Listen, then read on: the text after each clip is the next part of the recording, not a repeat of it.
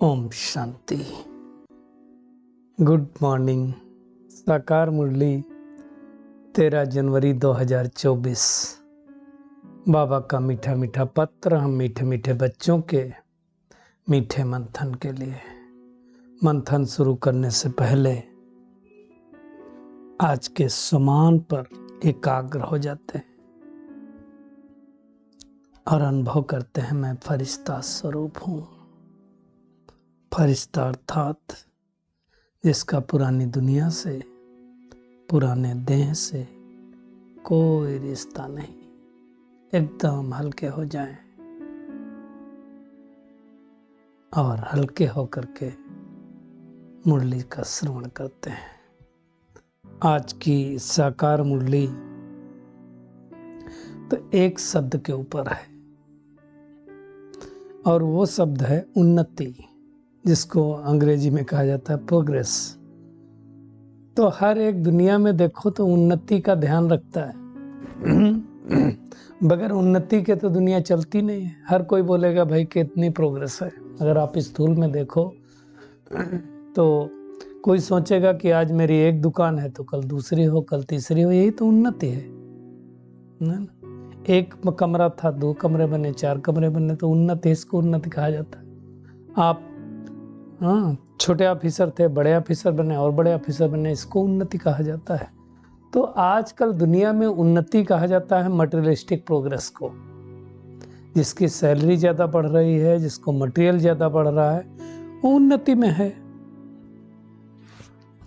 ना?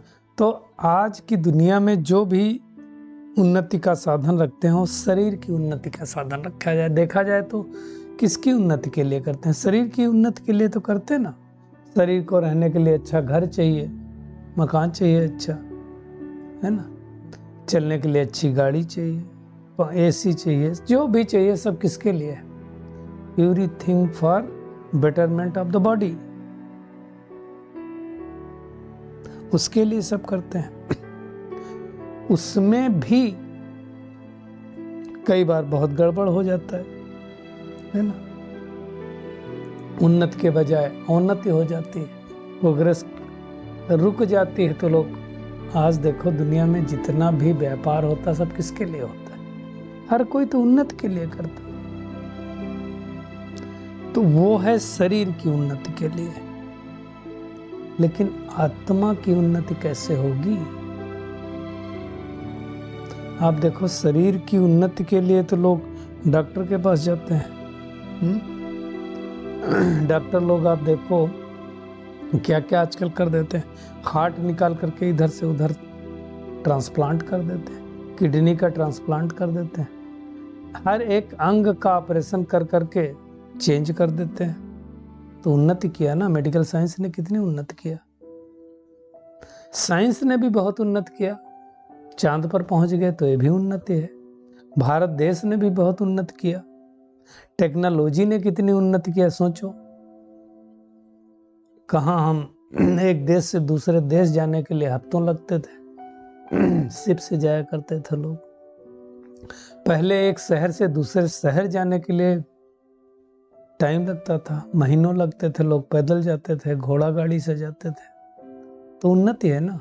आप सोचो, पहले हमारे जो ग्रैंडफादर हैं वो लोग बताते हैं कि उनको लखनऊ जाना होता था तो बैलगाड़ी से जाते थे, तो बड़ा टाइम लगता था। 30 किलोमीटर 40 किलोमीटर जाना तो बड़ा काम है। तो एक दिन जाते थे, रेस्ट लेते थे, एक दिन आते थे। या पैदल जाते थे, 30 किलोमीटर पैदल जाएंगे तो टाइम तो लगेगा ही। अब बाद में बताते हैं कि अंग्रेजों के टाइम ही पहली बार साइकिल आई थी।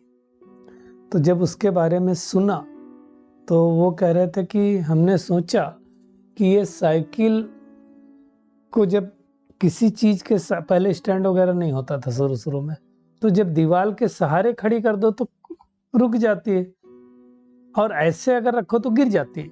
लेकिन उसके ऊपर उसको चलाओ, जब बैठो तो वो नहीं गिरती है। तो बड़ा आश्चर्य खाते थे कि क्यों नहीं गिरती है। अब सोचो, साइकिल हो या मोटरसाइकिल हो 2 पहिए की, बगैर स्टैंड के खड़ी करो तो क्या होगा? गिर जाएगी, नहीं रुकेगी ना। लेकिन जब हम उसको साइकिल पे सवार हो करके आगे बढ़ाते हैं तो वो साइकिल नहीं गिरती है। क्यों? गतिमान है, वे साइंस का रूल है, और रूल जानते नहीं थे। तो बड़ा आश्चर्य करता था। तो जब पहली साइकिल आई गांव में तो कह रहे थे सारा गांव देखने के लिए आया। तो उन्नति किया ना, हर एक चीज उन्नति किया, हर एक देश ने उन्नति किया, है ना। तो अब बाबा कह रहा है कि ये तो हो गई शरीर की उन्नति की बात। आत्मा की उन्नति क्या है?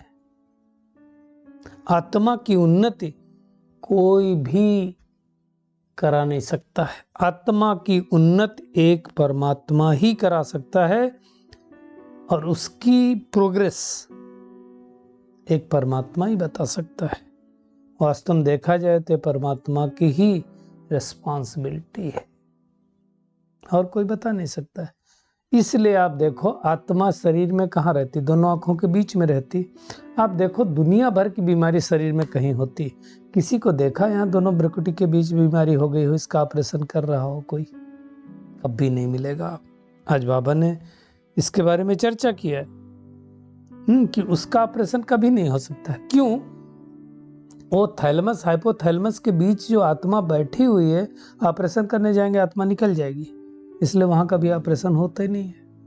अब ये बात बाबा के सिवाय कोई तो बता नहीं सकता है। तो आत्मा की उन्नति का साधन एक परमात्मा ही बताता है।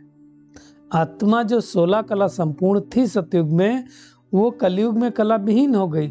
उसको कला कैसे बढ़े वो परमात्मा ही सिखाता है, दूसरा कोई सिखला नहीं सकता है।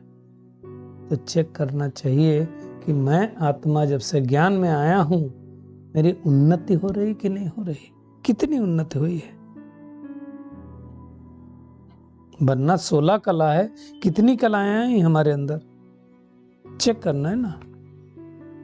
और बाबा ने आज उन्नति कैसे हो हम बच्चों की अर्थात आत्मा की, उसके लिए बाबा ने युक्ति बताई, श्रीमत दी।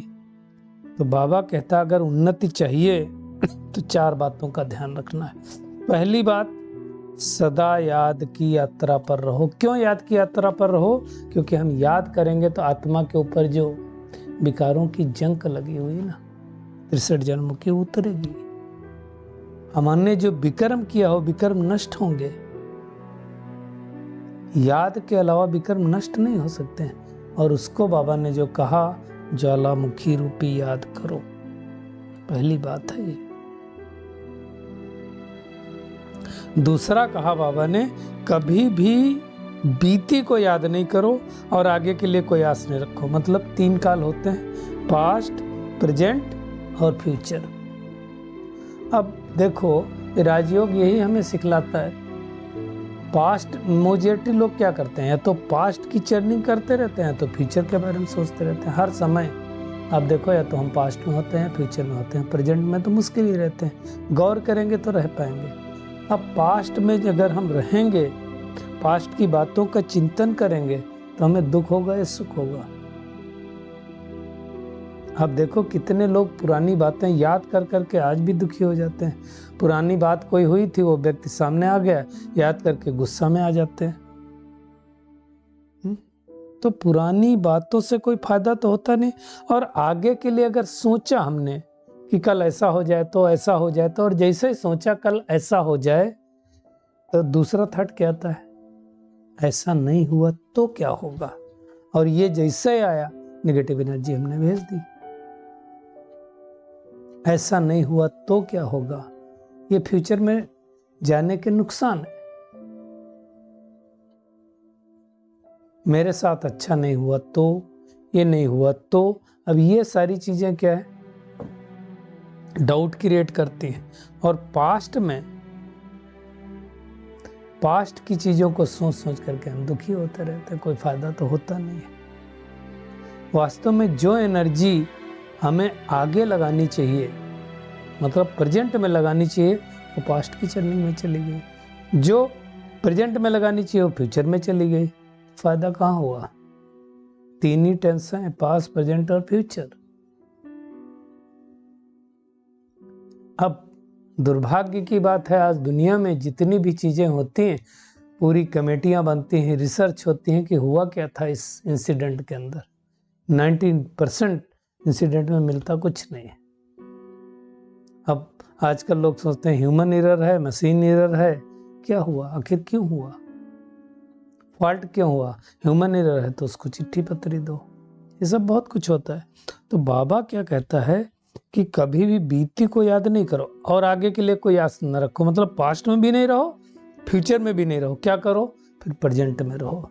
तो बाबा हमें जीवन जीने की कला सिखाता है।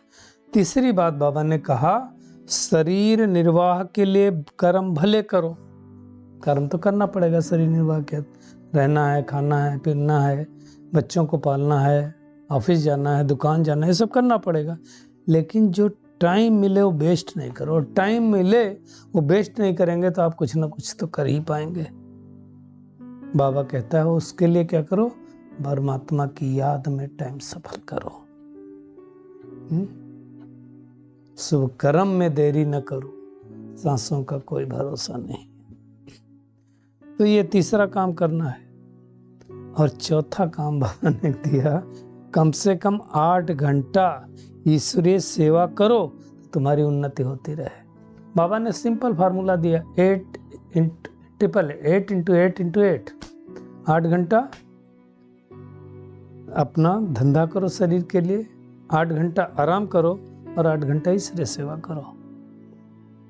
तो ये 4 बातें जो करेगा वो आत्मा क्या होगी, उन्नति होती रहेगी, प्रोग्रेस होती रहेगी, है ना। क्योंकि प्रोग्रेस अगर हमारे अंदर नहीं हो रही, हमको चेकिंग करना, हम सबको अपनी चेकिंग करना है कि जब से हम ज्ञान में आए, ज्ञान में चलने के बाद हमारी कितनी उन्नति हुई।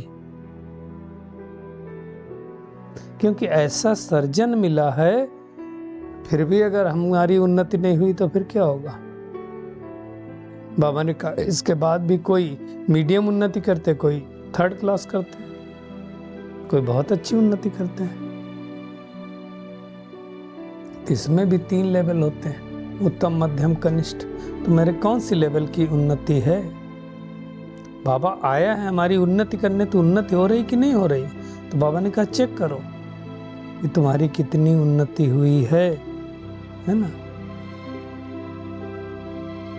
इसलिए अविनाशी सज्जन बाबा यही राय देता है, अगर उन्नति चाहते हो तो बस माँ में तुम याद करो, तो भी कर्म विनाश होंगे और कोई तरीका नहीं है। देखिए ईश्वरी मत से हम सब चढ़ती कला में जा रहे हैं, मानव मत से तो उतरती कला में आए, लेकिन बाबा कहता है भी ड्रामा में नूंद है। तो अब पुरानी दुनिया का विनाश अवश्यंभावी है, तब तो नहीं आएगी। दुनिया में नहीं सोचते सोने की चीजें नीचे चली गई, इसलिए बोलते द्वारिका नीचे चली गई। सोने की द्वारिका थी, नीचे चली गई, मतलब सोना नीचे चला गया।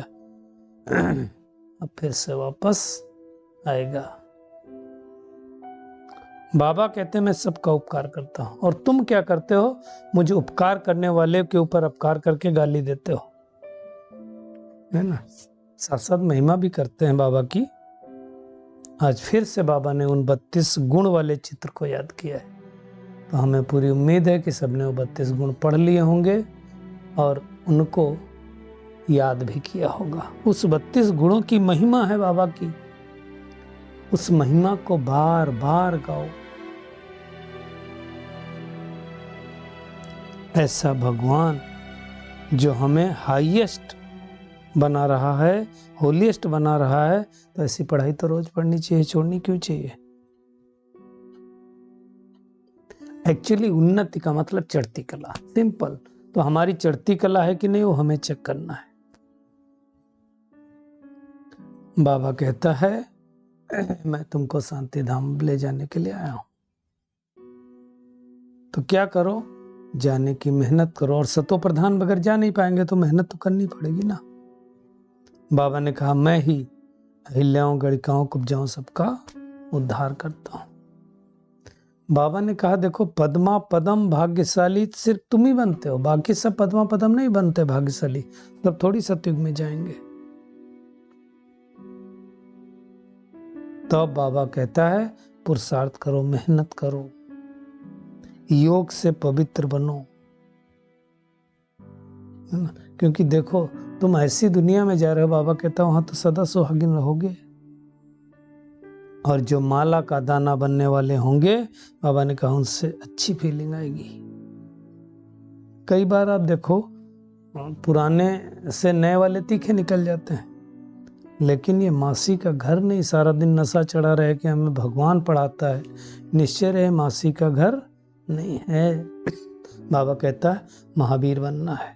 आंखें भी शीतल चाहिए, इसमें क्रिमिनल नहीं चाहिए। अंगद मिसल अचल अटोल रहना है। दुनिया में दिखाते हैं श्री कृष्ण ने सुदर्शन चक्र से मारा, बाबा कहते हैं ये कथाएं हैं, भगवान थोड़ी कोई हिंसा सिखाएगा। तो अब हमें बाप समान रहम दिल बनना है। बाबा जैसे दुख हरता सुख करता है, तो हमें भी दुख हरता सुख करता बनना है। तो आज का होमवर्क क्या है? एक तो हमें चेकिंग करनी है अपनी कि हमारी उन्नति हो रही कि नहीं हो रही, प्रोग्रेस कितनी हुई वो चेक करना है।